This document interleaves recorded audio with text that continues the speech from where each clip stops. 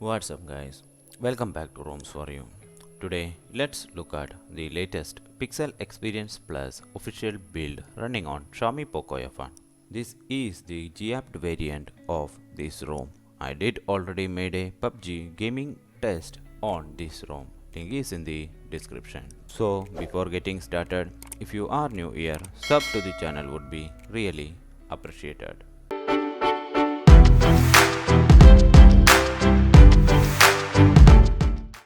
To begin with, let's quickly get into about phone session.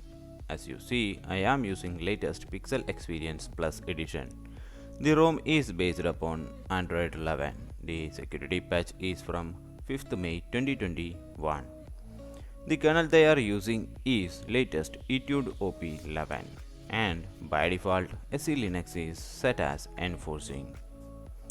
Under security session, the ROM does include fingerprint, IR face unlock and more. The ROM is encrypted out of the box. Fingerprint here is faster enough.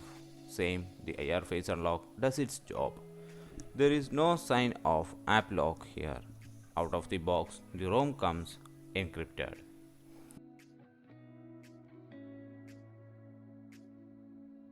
Under battery settings, you will get the option to select thermals, but you will only see a single thermal named as gaming. Also, the ROM does not have the option for smart charging or smart cut off. Under system settings, you will get the option for OTA update, but keep in mind that this is going to be for Google security update. Under display settings, there is option to switch dark mode. Also tap to wake up. Everything works pretty great. Display cutout is missing from here, but it did present under developer option with the usual gesture bug. Under quick access panel, the ROM does includes minimal number of tiles. There is no presence of inbuilt FPS meter, but screen recorder is present. Screen recorder here is capable of recording internal audio plus microphone audio at a time. After enabling it, I didn't face any issues here.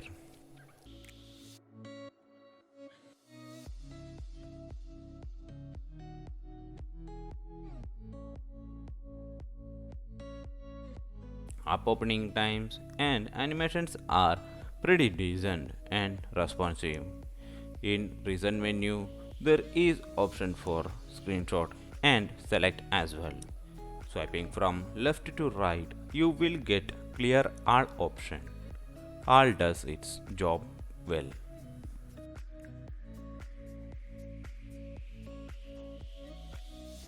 From the home, if you swipe from left to right, you will get the Google feed and it is very smooth and faster. Out of the box, the ROM does passes Google Play Protect certification and passes all safety net checks as well. So no doubt on using banking applications with this ROM. When it comes to benchmark, after selecting gaming thermals, the ROM scores Antutu 3,55,000 plus and Geekbench scores for single core 503 and multi-core 1984, which are decent scores. So now let's talk about usability of this ROM. The ROM is pretty solid out of the box and gives you stock Android experience.